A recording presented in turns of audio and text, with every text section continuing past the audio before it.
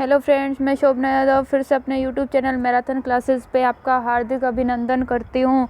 आज मैं फिर से आपके लिए क्वेश्चंस जो साइकोलॉजी के लिए या टीचिंग एग्ज़ाम्स के लिए जो इम्पोर्टेंट है, मैं आपके लिए वो क्वेश्चंस लाई हूँ। तो अपना आज का फर्स्ट क्वेश्चन आ रहा है, मानव विकास को सर्वाधिक रूप से कौन प्रभावित करता है। मानव विकास को जो सर्वाधिक रूप से प्रभावित करने वाला कारक है वह कौन सा है, तो वह अपना होता है वंशानुक्रम एवं वातावरण। इसमें ये कहा जाता है कि जो मानव विकास है उसको जो प्रभावित करता है वो कारक होते हैं मानव विकास एवं वातावरण। तो मानव विकास एवं वंशानुक्रम एवं वातावरण कैसे जो मानव विकास है उसको प्रभावित करता है, तो वो उसको प्रभावित करता है क्योंकि जिस वंशानुक्रम यानी जिसके माता पिता जिस वंश के हैं या फिर जो उनकी बुद्धि लब्धि होती है वो उसको कैसे प्रभावित करती है। दूसरा होता है अपना वातावरण। वातावरण से तात्पर्य होता है कि बच्चा जैसे वातावरण में निवास कर रहा है, शुद्ध वातावरण में और एक सुडौल एक सुलभ वातावरण में अगर बच्चा निवास कर रहा होता है तो उसका जो मानसिक विकास है, शारीरिक विकास एकदम सुडौल एवं सही तरीके से हो जाएगा। नेक्स्ट अपना क्वेश्चन आ रहा है, विकास को एक सतत प्रक्रिया माना है। विकास है उसको एक सतत प्रक्रिया माना है। किसने विकास को एक सतत प्रक्रिया माना है? विकास को एक सतत प्रक्रिया मानने वाले जो मनोवैज्ञानिक है वो कौन है? तो विकास को एक सतत प्रक्रिया मानने वाले जो मनोवैज्ञानिक हैं वो हैं बांडुरा। जो बांडुरा एक मनोवैज्ञानिक है, इन्होंने विकास को सतत प्रक्रिया माना है। बांडुरा और स्किनर और बांडुरा ने जो विकास है उसको एक सतत यानी निरंतर, जो निरंतर चलती रहती है, जो प्रक्रिया निरंतर चलती रहती है वह बांडुरा और स्किनर ने विकास को एक सतत प्रक्रिया के रूप में माना है। नेक्स्ट अपना क्वेश्चन आ रहा है, किस अवस्था को जीवन का अनोखा काल माना है? कौन से मनोवैज्ञानिक है जो जीवन का अनोखा काल कौन सी अवस्था को मानते हैं? तो जीवन का एक अनोखा काल मानने वाले जो मनोवैज्ञानिक है वह जो अनोखा काल मानते हैं वह अवस्था होती है बाल्यावस्था। बाल्यावस्था को बहुत से मनोवैज्ञानिक हैं जो एक अनोखा काल मानते हैं। वो कहते हैं वो बाल्यावस्था को बहुत एक अनोखा काल मानते हैं। क्यों? क्योंकि बाल्यावस्था में जो बालक में जो परिवर्तन होते हैं, बाल्यावस्था में जो बालक में जो परिवर्तन होते रहते हैं वो एक अनोखा यानी जो अपनी जो रेगुलरिटी होती है उससे कुछ भिन्न तरह के सीखने का कार्य करते हैं, वो एक अनोखा काल होता है। तो अपना नेक्स्ट क्वेश्चन आ रहा है, तो इसमें बाल्यावस्था हो गई और अभी अपने को पूछा जाए कि तूफान एवं झंझावत की अवस्था किस अवस्था को कहा जाता है? तो वो होती है किशोर अवस्था। वो कौन सी अवस्था होती है? किशोर अवस्था। अगर अपने क्वेश्चन अपने से पूछा जाए कि जो किशोर हैं वो प्रौढ़ को, जो किशोर अपने मार्ग की बाधा किसको मानते हैं या कौन सी अवस्था में प्रौढ़ों को अपने मार्ग की बाधा समझा जाता है? तो वो होती है किशोर अवस्था। नेक्स्ट अपना क्वेश्चन आ रहा है, किस शैशव अवस्था को सीखने का आदर्श काल माना है? सीखने का आदर्श काल किसने शैशवावस्था को सीखने का आदर्श काल कौन से मनोवैज्ञानिक ने बताया?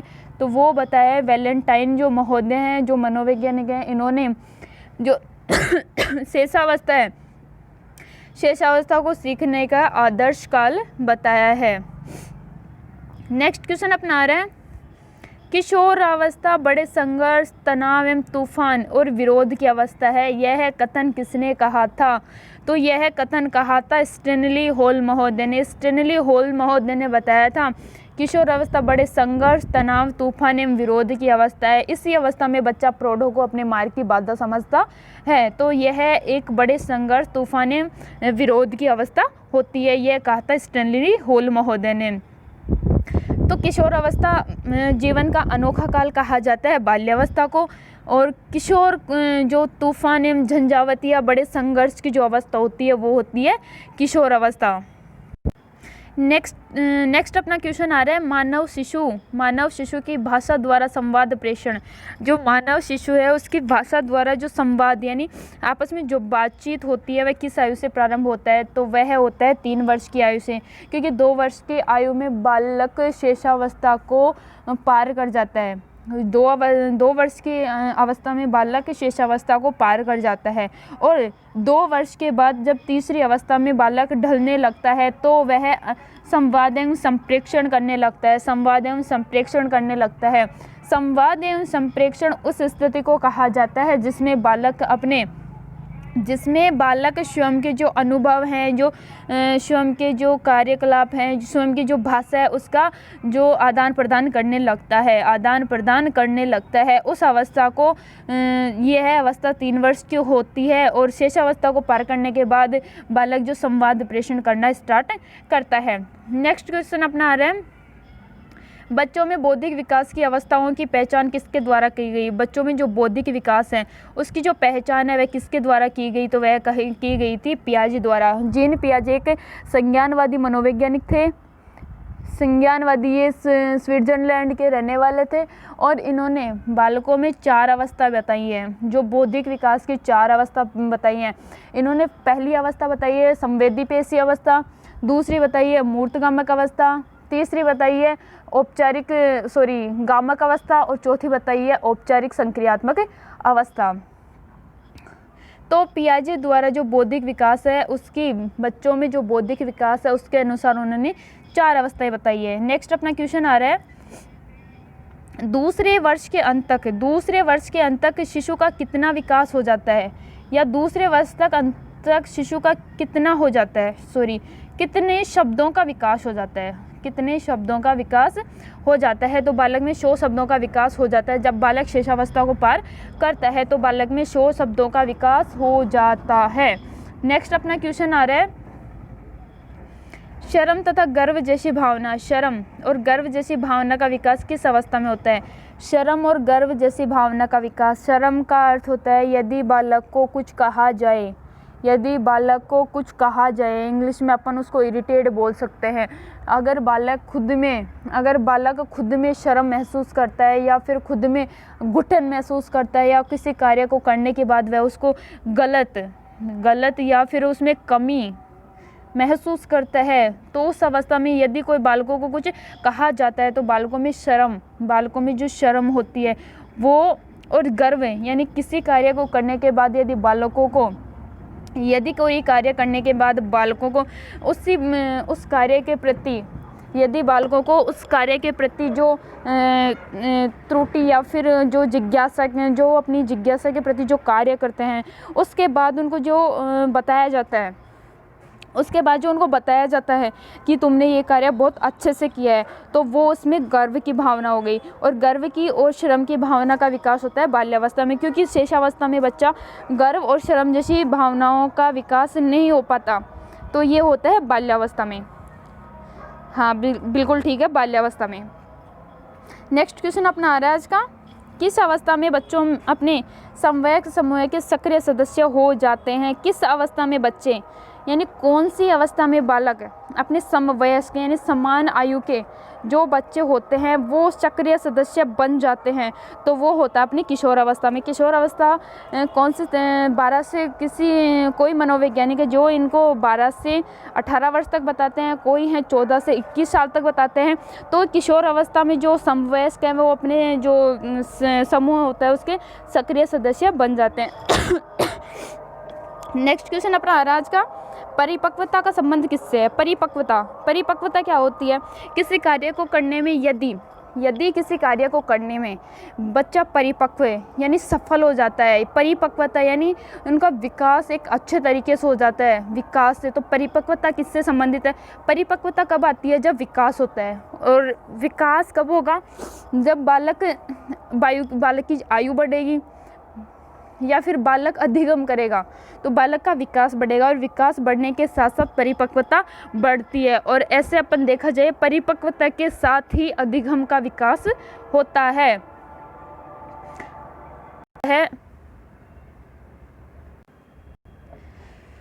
बाल मनोविज्ञान के आधार पर सर्वोत्तम कथन है। बाल मनोविज्ञान के आधार पर जो सर्वोत्तम कथन है वह क्या है? तो बाल मनोविज्ञान के आधार पर जो सर्वोत्तम कथन है कि हर बच्चा विशिष्ट होता है, प्रत्येक बच्चा विशिष्ट होता है, प्रत्येक बच्चे में विशिष्ट प्रकार की जो क्षमताएं होती हैं वो पाई जाती हैं। हर बच्चा हर तरह से हर क्षमताओं के आधार पर अलग अलग होता है। नेक्स्ट अपना क्वेश्चन आ रहा है, नैदानिक परीक्षण का मुख्य उद्देश्य क्या है? निदानात्मक, इसको नैदानिक परीक्षण को या निदानात्मक परीक्षण भी कहा जाता है। तो नैदानिक परीक्षण का मुख्य उद्देश्य क्या है? तो नैदानिक परीक्षण का जो मुख्य उद्देश्य होता है वह अकादमिक कठिनाइयों का कारण, यानी अकादमिक जो अपने पढ़ने में जो कठिनाई आ रही है, जो अपने पढ़ने से जो कठिनाई आ रही है उनके कारणों का जो पता लगाना होता है वो होता है निदानात्मक परीक्षण या नैदानिक परीक्षा का मुख्य उद्देश्य।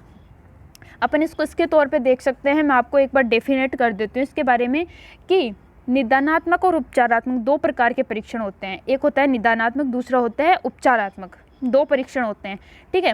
निदानात्मक परीक्षण में क्या है कि जो अपन अधिगम कर रहे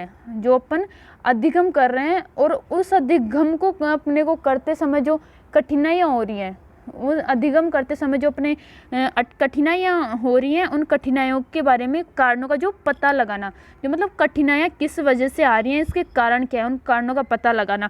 निदानात्मक परीक्षण होने के बाद में उपचारात्मक परीक्षण होता है। उपचारात्मक परीक्षण में बताया जाता है, उपचारात्मक परीक्षण में जो निदानात्मक परीक्षण में जो अपने कठिनाइयों का पता लगाया है तो वो कठिनाइयाँ उपचारात्मक परीक्षण से दूर की जाती हैं। नेक्स्ट क्वेश्चन अपना आ रहा है, वाइगोत्स्की के अनुसार विकास होता है। वाइगोत्स्की जो सामाजिक विकास से संबंधित है, उनके अनुसार जो विकास होता है वह क्या होता है? तो वह होता है सामाजिक अंतरक्रियाओं के कारण जो विकास होता है, या फिर सामाजिक अंतरक्रियाओं के कारण जो परिवर्तन होता है वह विकास कहलाता है। नेक्स्ट अपना क्वेश्चन आ रहा है, आधुनिक मनोविज्ञान का क्या अर्थ है? तो आधुनिक मनोविज्ञान का क्या अर्थ है? तो आधुनिक मनोविज्ञान का अर्थ बताया गया है व्यवहार का विज्ञान। व्यवहार का विज्ञान बताया गया है 20वीं या 21वीं सदी में। सबसे पहले मनोविज्ञान को चेतना का विज्ञान, फिर बताया गया था मन या मस्तिष्क का विज्ञान, फिर बताया था आत्मा का विज्ञान, और फिर बताया गया है व्यवहार का विज्ञान। तो आधुनिक यानी जो वर्तमान में जो प्रचलित है वो मनोविज्ञान कौन सा है? तो वह है व्यवहार का विज्ञान या व्यवहार का अध्ययन। नेक्स्ट क्वेश्चन अपना आ रहा है, विकास प्राणी में प्रगतिशील परिवर्तन है जो निश्चित लक्ष्यों की ओर निरंतर निर्देशित होता जाता है। यह कथन किसका है? तो यह कथन है जेम्स ड्रेवर। ड्रेवर महोदय का पूरा नाम है जेम्स ड्रेवर। जेम्स ड्रेवर महोदय ने कहा था कि विकास प्राणी में प्रगतिशील परिवर्तन है और यह निश्चित लक्ष्यों को निरंतर निर्देशित करता जाता है। नेक्स्ट क्वेश्चन अपना आ रहा है, शेषावस्था में बालक में पाया जाता है। शेषावस्था में बालक में क्या पाया जाता है? तो बालक में अनुकरण और सहयोग दो पाए जाते हैं। अनुकरण का अर्थ होता है कि बालक जो भी अपने वयस्क या अपने से बड़े के जो देखते हैं उसका अनुकरण करते हैं, जैसे वो अपने प्रौढ़ करते हैं उसकी तरह वह व्यवहार करते हैं। और सहयोग ये पाया जाता है कि शेषावस्था में बच्चा कुछ भी खुद से कार्य करने के लिए, अकेले स्वयं कार्य करने के लिए पर्याप्त नहीं रहता, तो उसके लिए सहयोग की आवश्यकता होती है। कई बार अपन देखते हैं बच्चे को भूख लगती है, वह रोने लगता है क्योंकि वो उठ के नहीं जा सकता, उसमें इतनी क्षमता नहीं आई, अभी उसमें इतनी क्षमता का विकास नहीं हुआ है। तो बालक में सहयोग ज़रूरी होता है। अनुकरण, कई बार उसको अपन बोल देते हैं हेलो या फिर हप, ऐसे कुछ वर्ड्स अपन उसको बोल देते हैं तो वह बच्चा उसका अनुकरण करता है। जैसे अपन उसको बोलेंगे बच्चा वैसा ही उसका बोलेगा। नेक्स्ट क्वेश्चन अपना है, नवीन शिक्षा प्रणाली किस पर आधारित है? जो नवीन शिक्षा प्रणाली है वह किस पर आधारित है? तो नवीन शिक्षा प्रणाली आधारित है क्रिया पर। नवीन शिक्षा प्रणाली क्रिया पर आधारित है। नवीन शिक्षा प्रणाली क्रिया पर आधारित है। नेक्स्ट क्वेश्चन अपना आ रहा है, बुद्धि की श्रेष्ठता। बुद्धि की श्रेष्ठता का कारण प्रजातीय किसका कथन है? जो बुद्धि की श्रेष्ठता है यह जो इसका कारण है वह प्रजातीय किसका कारण है? तो यह क्लीन वर्ग जो महोदय हैं इन्होंने कहा था कि जो अपने अंदर बुद्धि पाई जाती है वह निम्न और श्रेष्ठ जिस वजह से होती है तो उसका कारण है प्रजाति। अपन किस प्रजाति में निवास कर रहे हैं, अपना जन्म किस प्रजाति में हुआ है, तो वह इसकी जो अपने जो बुद्धि है उसका वो निर्भर करती है।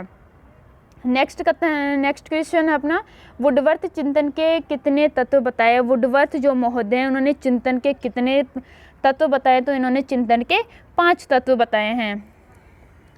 नेक्स्ट अपना आ रहा है, प्रेरणा के कितने प्रकार होते हैं? तो प्रेरणा 2 प्रकार की होती है, सकारात्मक प्रेरणा और नकारात्मक प्रेरणा। सकारात्मक प्रेरणा में ये कहा जाता है कि अपन किसी बालक को या किसी भी व्यक्ति को कुछ सही कार्य करने के लिए या फिर उसको सही पुनर्बलन देने के लिए जो प्रेरित करते हैं या फिर अपन उसको उत्सुक करते हैं, जिज्ञासु करते हैं, तो वो होती है सकारात्मक प्रेरणा। यदि अपन किसी बालक को नकारात्मक कर रहे हैं कि नहीं ये नहीं करना चाहिए, वो नहीं करना चाहिए, ये करना गलत है, वो नकारात्मक अभिप्रेरणा होती है। नेक्स्ट क्वेश्चन अपना है, अधिगम अंतरण का थॉर्नडाइक का सिद्धांत कहा जाता है। अधिगम अंतरण का जो थॉर्नडाइक का जो सिद्धांत है वो क्या कहा जाता है, तो वो कहा जाता है अनुरूप तत्व का सिद्धांत।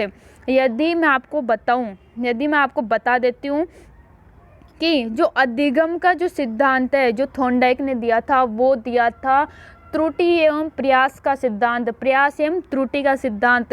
इसी का नाम है संबंधवाद का सिद्धांत। संबंधवाद का सिद्धांत भी प्रयास एवं त्रुटि के सिद्धांत को कहा जाता है। ये सिद्धांत था वो थॉर्नडाइक महोदय ने दिया था। और थॉर्नडाइक ने उद्दीपक अनुक्रिया के समक्ष उद्दीपक होने पर, यानी उद्दीपक होगा तभी अनुक्रिया होगी। जो थॉर्नडाइक महोदय थे ये थे व्यवहारवादी मनोवैज्ञानिक थे। थॉर्नडाइक क्या थे? व्यवहारवादी एक मनोवैज्ञानिक थे। नेक्स्ट क्वेश्चन अपना आ रहा है, शिक्षा के क्षेत्र में सर्वाधिक महत्वपूर्ण तत्व अभिरुचि है, यह विचार किसका है? तो ये टीपी मैनन थे, उन्होंने कहा था कि सबसे महत्वपूर्ण शिक्षा में जो सबसे महत्वपूर्ण है वह है अभिरुचि, और यह विचार टीपी मैनन महोदय ने दिया था। नेक्स्ट अपना क्वेश्चन आ रहा है, शिक्षा का खेल विधि से क्या तात्पर्य है? शिक्षा का खेल विधि से क्या तात्पर्य है? तो खेल विधि से तात्पर्य होता है खेल क्रियाओं द्वारा शिक्षा देना या फिर खेल में शिक्षा देना। खेल में शिक्षा देने का अर्थ होता है कि बच्चों को खेल में यानी कोई भी शिक्षा देनी हो। जैसे अभी बच्चों को शिक्षा देनी है, प्राथमिक स्तर पर बच्चों को शिक्षा देनी है, तो अपन उनको उसके अकॉर्डिंग कोई ऐसा गेम या ऐसा कोई खेल देंगे कि बच्चे उसको जो अपन अभ्यास करवा रहे हैं वो सीख भी जाएं और खेल भी लें। यानी उनका एक ये भी है कि वो ज़्यादा मतलब बोरिंग ना हो, बच्चा जिज्ञासु होकर कुछ सीखने के लिए तैयार रहे। नेक्स्ट क्वेश्चन अपना आ रहा है, ऑपरेशन ब्लैकबोर्ड किससे संबंधित है? ऑपरेशन ब्लैकबोर्ड किससे संबंधित है? तो ऑपरेशन ब्लैकबोर्ड संबंधित है प्राथमिक विद्यालयों में न्यूनतम सुविधाओं से। प्राथमिक विद्यालयों में जो न्यूनतम सुविधाएं होती हैं उनसे ऑपरेशन ब्लैकबोर्ड संबंधित है। नेक्स्ट क्वेश्चन अपना आ रहा है, कक्षा शिक्षण के समय शिक्षक द्वारा अपनी आवाज़ में उतार चढ़ाव कौन से कौशल के अंतर्गत आता है? तो यह आता है उद्दीपक परिवर्तन। जैसे बच्चों, यदि शिक्षक कोई कहानी सुना रहा है, बच्चों को कुछ कहानी के तौर पे कुछ शिक्षा दे रहा है, तो वह शिक्षक बच्चों के सामने कोई उद्दीपक, जैसे अभी कहानी सुना रहा है कि शेर आ गया, तो उसके शेर आया उस समय उसके जो क्रिया है, जो शिक्षक की आवाज़ है, यानी जो क्रिया कर रहा है, शिक्षक बोल रहा है, उसमें उतार चढ़ाव होगा। यानी शिक्षक एक संदेह में होके और फिर कहेगा, तो बच्चों में जो उद्दीपक परिवर्तन के कारण शिक्षक के जो आवाज़ है उसके उतार चढ़ाव में आता है। नेक्स्ट क्वेश्चन अपना आ रहा है, अंतर्दृष्टि के सिद्धांत के जन्मदाता कौन है? अंतर्दृष्टि के सिद्धांत कौन दिए थे? तो अंतर्दृष्टि का सिद्धांत दिए थे कोफ्का, कोलर और वर्दीमर, तीन महोदय। कोफ्का, कोलर और वर्दीमर, इन्हें गेस्टाल्टवादी भी कहा जाता है। इन्हें क्या कहा जाता है? इन्हें गेस्टाल्टवादी भी कहा जाता है। इन्होंने अंतर्दृष्टि एवं सूझ का सिद्धांत दिया था। कोफ्का, कोलर और वर्दीमर महोदय ने अंतर्दृष्टि एवं सूझ का सिद्धांत दिया था। नेक्स्ट क्वेश्चन अपना आ रहा है, यदि पहले उदाहरण फिर सिद्धांत बता देते हैं, यह किस शिक्षण पद्धति की ओर इंगित करता है? यदि पहले उदाहरण और फिर सिद्धांत बताते हैं, उदाहरण से मैंने आपको पहले वीडियो में बता दिया था कि उदाहरण से ऊ से ए याद रखना, ऊ से ए याद रखना, नी से न याद रखना, नी से न याद रखना। सिद्धांत या नियम, सिद्धांत और नियम एक होते हैं, तो सिद्धांत और नियम नी से न याद रखना ऊ से ए याद रखना। उदाहरण का अर्थ होता है आगमन विधि, और सिद्धांत या नियम का अगर अपन नियम और सिद्धांत पहले बता देते हैं तो वो होता है निगमन विधि में। निगमन विधि में पहले सिद्धांत बताया जाता है, उसके बाद उदाहरण दिए जाते हैं, और उदाहरण जिस विधि में पहले दिए जाते हैं वो होती है आगमन विधि। आगमन विधि में पहले उदाहरण दिया जाता है और फिर सूत्र या फिर नियम सिद्धांत बताए जाते हैं। नेक्स्ट क्वेश्चन अपना आ रहा है, मूल्यांकन में ब्लूप्रिंट का संबंध किससे है? तो ब्लूप्रिंट का संबंध होता है प्रश्न पत्र निर्माण से। ब्लूप्रिंट के माध्यम से प्रश्न पत्र का निर्माण किया जाता है, जिसमें प्रश्न पत्र में हर क्वेश्चन का एक सही और निर्धारित अंक दिए जाते हैं। नेक्स्ट क्वेश्चन अपना आ रहा है, अनुभव तथा प्रशिक्षण के कारण व्यवहार में आए परिवर्तन को क्या कहते हैं? अनुभव में प्रशिक्षण के कारण व्यवहार में आए परिवर्तन को अधिगम कहते हैं, और यह परिभाषा दी थी गेट्स एवं अन्य जो महोदय थे उन्होंने परिभाषा दी है कि अनुभव एवं प्रशिक्षण के दौरान व्यवहार में जो परिवर्तन आता है उसको अधिगम कहा जाता है। नेक्स्ट क्वेश्चन अपना आ रहा है, खेल से किस प्रकार का अनुशासन उत्पन्न होता है? तो खेल से किस प्रकार का अनुशासन उत्पन्न होता है? उससे आत्म अनुशासन यानी खुद को नियंत्रित रखने का जो अपने विकास होता है वो खेल विधि द्वारा उत्पन्न होता है। नेक्स्ट क्वेश्चन अपना आ रहा है, मनोविज्ञान की अंग्रेजी पर्याय साइकोलॉजी शब्द का व्युत्पत्ति हुई, यानी मनोविज्ञान का जो इंग्लिश में वर्ड्स है साइकोलॉजी, उसकी उत्पत्ति कहाँ से हुई है? तो उसकी उत्पत्ति हुई है ग्रीक भाषा, या इसको अपन बोल सकते हैं लैटिन भाषा या ग्रीक भाषा से जो साइकोलॉजी शब्द है उसकी उत्पत्ति हुई है। नेक्स्ट क्वेश्चन अपना आ रहा है, मनोविश्लेषणवाद के जो प्रवर्तक हैं वह कौन है? तो मनोविश्लेषणवाद के जो प्रवर्तक हैं वह है फ्राइड। मनोविश्लेषणवाद के जो प्रवर्तक हैं वह है सिगमंड फ्राइड। इनका पूरा नाम है सिगमंड फ्राइड महोदय, जो मनोविश्लेषणवाद के जो जनक है। नेक्स्ट क्वेश्चन अपना आ रहा है, समूह खंड बुद्धि का सिद्धांत के प्रतिपादक हैं। तो समूह खंड के बुद्धि के सिद्धांत के प्रतिपादक है थ्रस्टन महोदय ने कहा था कि जो बुद्धि होती है वो एक समूह में स्थित होती है, इसीलिए इस आधार पर इन्होंने जो अपना सिद्धांत दिया था वो दिया था समूह खंड सिद्धांत। नेक्स्ट क्वेश्चन अपना आ रहा है, शाही धब्बा परीक्षण किस विधि का प्रतिपादन कौन है? शाही धब्बा जो शिक्षण विधि है उसके प्रतिपादक कौन है? तो ये दिया था हरमन रोरशा। शाही धब्बा शिक्षण विधि को रोरशा शाही धब्बा शिक्षण विधि भी कहा जाता है। रोरशा शाही धब्बा शिक्षण विधि भी इसको कहा जाता है। नेक्स्ट क्वेश्चन अपना रहे, क्रिया प्रसूत अनुबंधन सिद्धांत दिया था। क्रिया प्रसूत सुबह मैंने वीडियो में बता दिया था आपको क्रिया प्रसूत सिद्धांत के जनक कौन है? तो BF स्किनर यहाँ पे हैं, BF स्किनर इनका पूरा नाम है। तो BF स्किनर क्रिया प्रसूत सिद्धांत के जो प्रतिपादक हैं वो हैं। भाषा शिक्षण के प्रथम कक्षा किसे माना जाता है? तो पूर्व प्राथमिक कक्षा में बच्चा जब प्रवेश करता है तो भाषा शिक्षण सीखता है, तो पूर्व प्राथमिक कक्षा को ही भाषा शिक्षण की प्रथम कक्षा माना जाता है। नेक्स्ट क्वेश्चन अपना रहा है, किस स्तर के बच्चे अपने समकक्ष वर्ग के सक्रिय सदस्य बनते हैं? तो ये समवयस्क वर्ग के समकक्ष वर्ग के ये एक ही वर्ड्स आते हैं जिसमें स्टूडेंट्स कंफ्यूज हो जाते हैं। तो स्टूडेंट्स मेरी आपसे यही सजेशन है कि आप क्वेश्चंस को आंसर देने से पहले क्वेश्चंस को एक बार अच्छे से पढ़ लें, चाहे या फिर कुछ आपको अलग से उसमें वर्ड्स लगे तो आप उसको अंडरलाइन कर सकते हैं।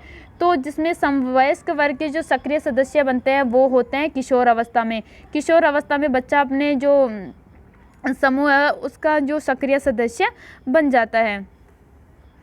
नेक्स्ट क्वेश्चन अपना है, चिंतन अनिवार्य रूप से है। तो चिंतन क्या होता है? एक संज्ञानात्मक गतिविधि होती है या एक संज्ञानात्मक क्रिया होती है। चिंतन संज्ञानात्मक क्रिया माना जाता है। नेक्स्ट क्वेश्चन है, शिक्षा में फ्रावेल का प्रमुख योगदान है। तो फ्रावेल ने क्या दिया था? तो फ्रावेल ने दिया था किंडरगार्टन विकास। किंडरगार्टन का अर्थ होता है कि बच्चे सीखने में सबसे ज़्यादा खेल विधि को इतने महत्व देते हैं। तो किंडरगार्टन यानी जहाँ पे खेल विधि नहीं होती है वहाँ किंडरगार्टन विधि का विकास फ्रावेल महोदय ने किया था। नेक्स्ट क्वेश्चन आ रहा है शिक्षा का उद्देश्य होना चाहिए। शिक्षा का उद्देश्य क्या होना चाहिए? तो शिक्षा का उद्देश्य व्यावहारिक जीवन के लिए विद्यार्थियों को तैयार करना होना चाहिए। शिक्षा का जो मुख्य उद्देश्य है व्यावहारिक जीवन के लिए विद्यार्थियों को तैयार करना होना चाहिए। नेक्स्ट क्वेश्चन है बालक का विकास परिणाम है। बालक का विकास किसका परिणाम है? तो बालक का विकास परिणाम होता है वंशानुक्रम वातावरण की अंतरक्रिया का। मैंने ऊपर इसको डेफिनेट कर दिया था।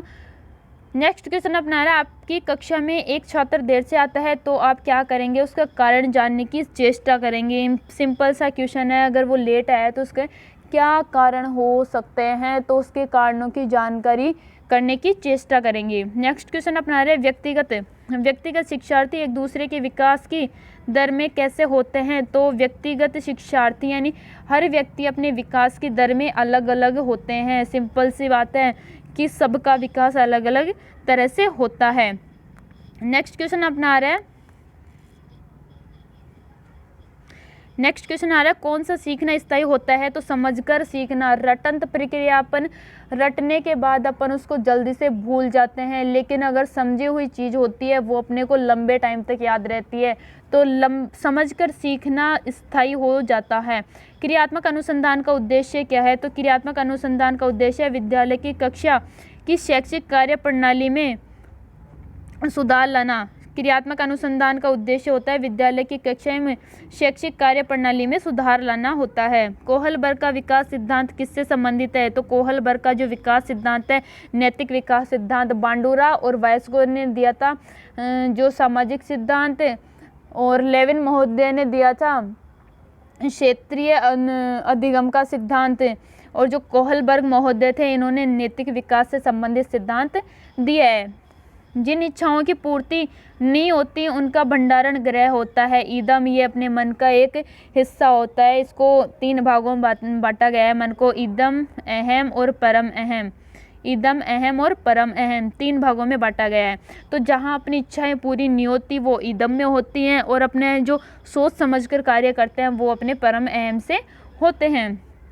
किस अवस्था को गोल्डन एज के नाम से जाना जाता है? गोल्डन एज किशोर अवस्था को गोल्डन एज के नाम से जाना जाता है, क्योंकि यदि किशोर अवस्था में बालक बालिका अपना जो विकास है या फिर अपनी जो क्रियाएं हैं वो लिमिट यानी एक निश्चित रहकर या फिर एक सही दिशा में रहकर करते हैं तो वह गोल्डन एज कहलाएगी।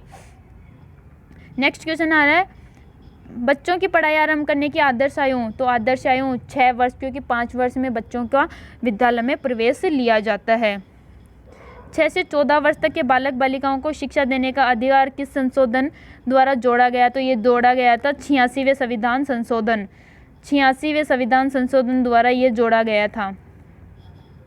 नेक्स्ट क्वेश्चन अपना रहे हैं जिसकी IQ यानी बुद्धि लब्धि 85 के बालक किस श्रेणी में आते हैं? तो वो आते हैं मंद बुद्धि में, और 85 से जो कम होती है यानी 70 से कम या 50 से कम होती है वो आते हैं जड़ बुद्धि में। और प्रतिभाशाली या तीव्र बुद्धि प्रखर बुद्धि बालक होते हैं वो जिनकी IQ 140 होती है। नेक्स्ट क्वेश्चन अपना आ रहा है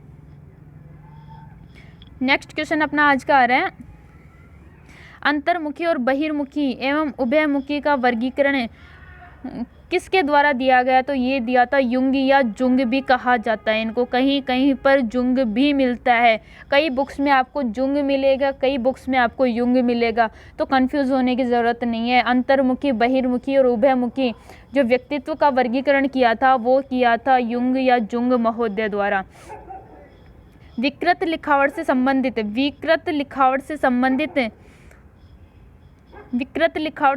लिखने की योग्यता में कमी किसका लक्षण है? तो वो है डिस्ग्राफिया।